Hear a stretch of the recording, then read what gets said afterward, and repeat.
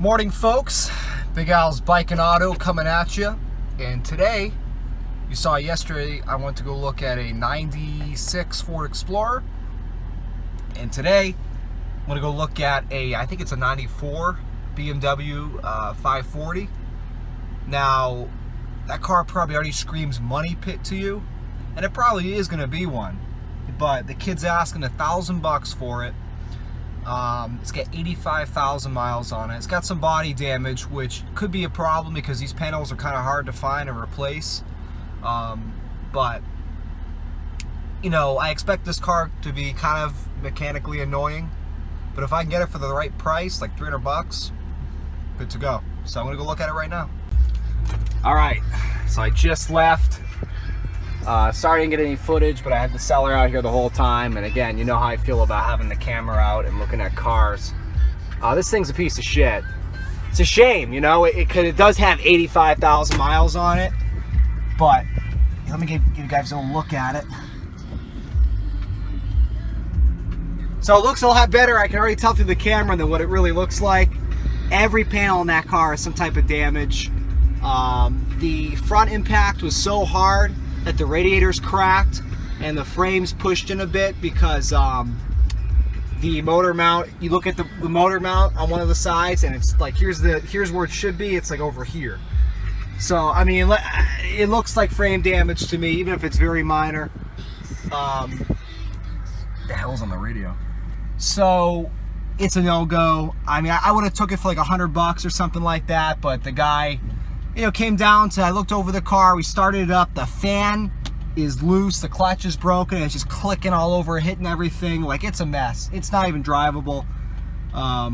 So I asked him, I go, listen, this thing's basically a parts vehicle. I go, not even so much that, because every panel on it's fucked up.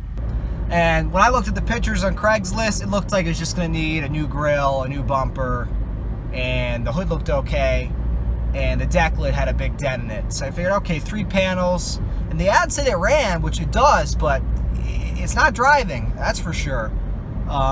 Did have very good tires on it, but again, that's menial shit to me. I mean, there was just way too much needed to be done. $100, I would have bought it. I'll buy anything for $100. I don't know if you guys, I don't know if I ever uploaded the video. I bought a Civic for $100. It was like a 2002 that was totaled. Didn't even run. I pushed it home. I paid 2 kids to help me push it home, like 7 blocks. I sold it the next day for $400 to a guy that parts out Civics because it had low miles. So I'll buy anything for $100. But anyway, I asked him, well, what's your best price? I go, we're probably not even close. You know, he goes, well, this junkyard that specializes in foreign cars offered me $450 for it, which I don't know. That kind of seems like a tall tale to me. I mean, it does have low miles, but that motor is leaking. You can tell it's an oil leaker, which is no surprise for a 95. It was a 95, by the way, not a 94. 95 BMW. And so I'm like, well, I can't even come close to that. I'm like, you know, that's a great offer they gave you. I would take that if I were you. I'm going to keep looking around, so we'll see what I find. Today I'm looking at 1, possibly 2 cars. The first being a 2001 Explorer. It's got 169,000 miles, I think. Ice cold air, according to the seller. She hasn't listed any issues with it, but I'm figuring there might be because the price is $650. It's been for sale for a few weeks. Typical poorly listed car, terrible ad, no wonder nobody showed up. So I'm gonna check that out first. Per usual, my aim is to get that around 300. Obviously, ideally less, but probably not. I'm gonna try to aim around 300. The other thing I don't like about it is it has the single overhead cam motor, which the timing chain tensioners are plastic and they snap, and the motor's junk at that point. And the timing chain tensioners are at the back of the motor, which to do that job, to change those out for preventative maintenance is a huge ordeal, more expensive to do than the truck is worth. So, but again, if I get this thing for $300 and there's no timing chain noise clanking around from bad tensioners, I don't give a shit. Like if the thing lasts 6 months, if I don't sell it, it lasts 6 months and it blows up, whatever, I got my money's worth. And I like the single overhead cam motor a lot. It's very smooth running, very good on gas, a little less prehistoric than the old school OHV. But again, you always have that fear of the timing chain, whereas with the OHV, you never worry about it. It's not a problem with those motors. But they're doggy, they're very slow, and they leak a lot of oil, whereas these don't really leak that bad. So we'll see. I'm going to check that out first. Alright, so I'm here looking at the Explorer. It's got a dead battery. Geez, going to hit that fucking Accord. So I guess he's going to jump it for me right now. But I don't know what the deal, if this thing's a flip or what. I guess I'll find out now. I just pulled up. So, let you guys know what happens.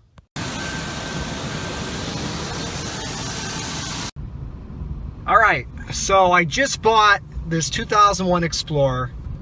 I'm not crazy about the deal. I think it was a good deal. I don't think it's a great deal. Some of you are going to say I'm crazy, and it is, and some of you will probably agree. It's got 169,000 miles on it.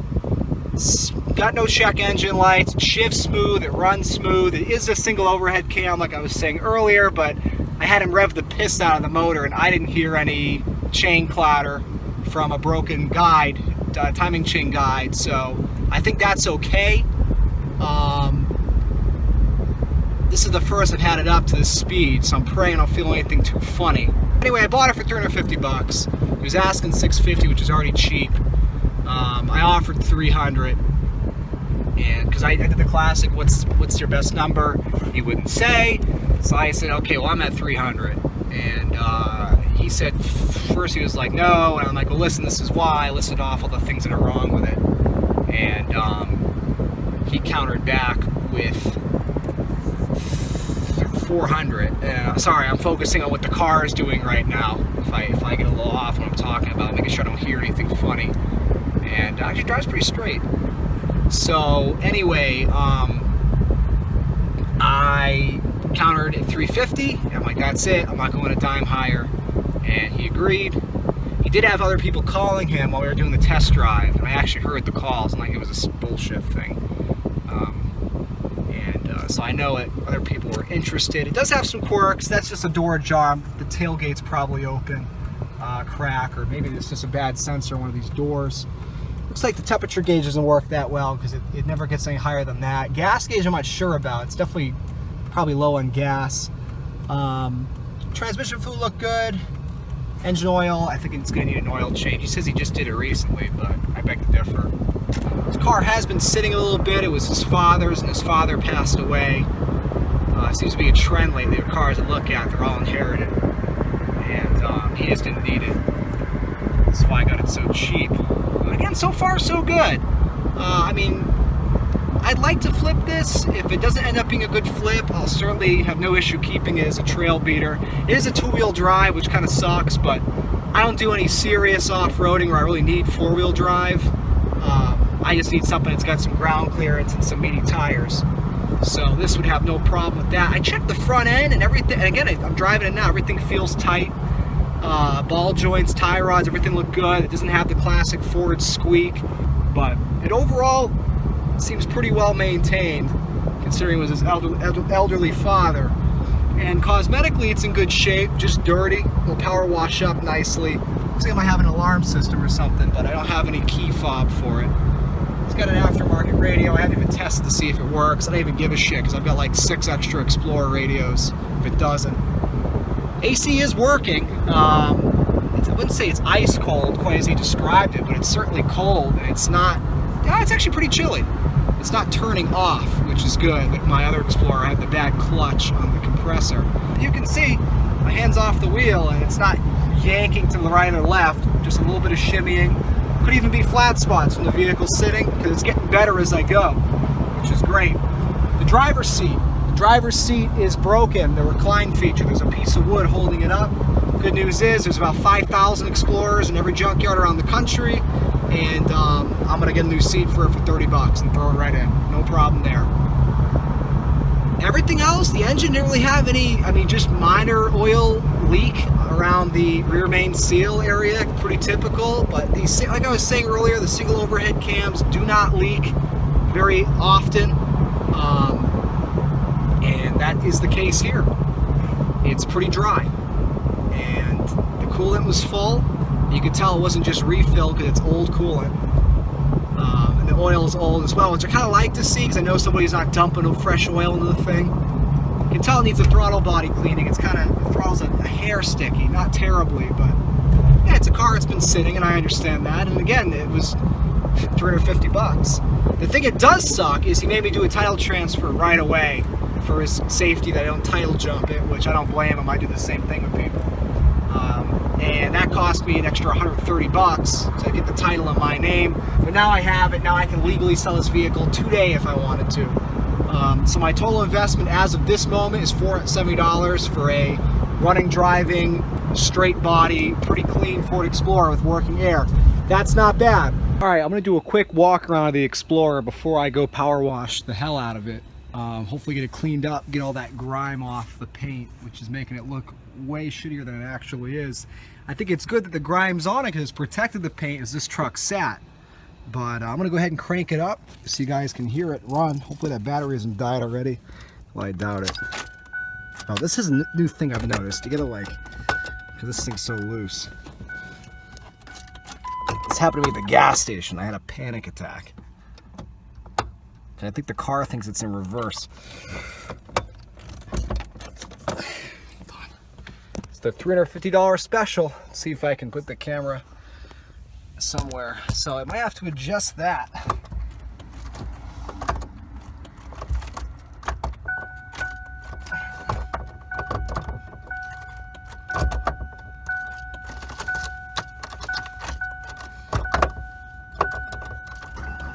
There you go. So the key is for this thing to be all the way up there. So it thinks it's in park, I guess. I don't know. Maybe it's got something to do with the car. It's an aftermarket alarm. Maybe something's fucking up with it. I have no idea. The only other thing, so that's so far issue number 1. Issue number 2, this handle, when this is locked, the door doesn't open. Unless you really pull on it. You gotta like push it down. It's kind of weird. The truck does, I just used the key, but it's got an aftermarket alarm system like I thought, because there's that red little light.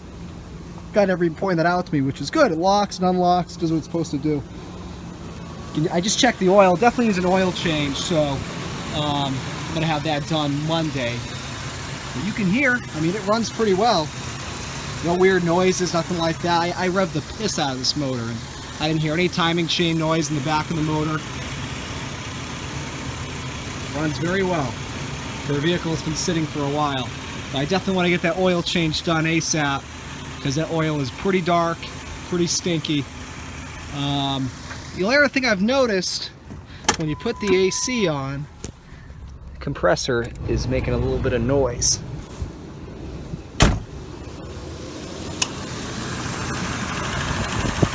Kind of like a rattling noise from the compressor, but it is working. Hear that? And I panicked because when I first listened to the truck run and have the air on, and then I got in and put the air on and drove it. When I came back to pick up the truck, I turned it on with the air on. I heard this ticking noise. I'm like, Jesus Christ, is that the motor? And no, I shut the air off and it goes away. So it's something to do with the clutch and the compressor pulley and something, but it's working as it should. I had to shut that. Let me give you a look of the outside here. Better look before I go ahead and detail it. Well, detail it with the power washer at the car wash. The body's straight as an arrow. There's hardly any dings on it. It's really the only ding right here. A couple of minor scratches, but it's in excellent shape. I'm guessing it was a one owner, being the guy's father, because there's the original dealer plate frame in there. I mean, I don't think that's a stretch to believe. You got a little bit of faded paint right here. Nothing terrible. The rest of it's mostly grime. And again, look, it's a very straight body on this car. For $350, all the tires are okay. They got enough tread on them. Certainly, I can sell the car with those tires way out. The brakes work excellent. All the doors open. Well, now I locked the... Some of them are locked, I guess. I know this one works because I opened it earlier. Alright, I can't reach that. But I'm going to change the seat outs. This doesn't have to be here. All the windows work. It's clean. It's very even the inside. Like, I buy a lot of cars and they're not a pleasure to be in. Let me tell you that much. I'm just looking for my phone. It's in my fucking hand.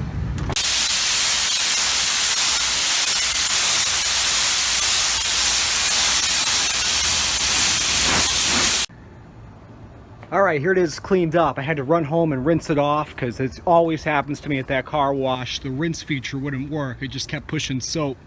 So I rushed back home, gave it a rinse. Fortunately, I couldn't give it a proper drying because I got to go. But you can already see what a difference that made. That's not just because the car is wet. Even when I got here and the soap was all dried on, there's no more grime on the hood. There's no faded clear. See, the roof is clean now. I might have missed a few spots up there. That was a tough spot to get without a little ladder or something, but there's a little bit of grime I missed. I can always go back and get it off another day, but for now, it already looks 10 times more presentable. So I'm happy about that. A lot of spots I thought the clear was fading. It was just grime. So anyway, I gotta rock and roll out of here, but stay tuned for more Explorer videos.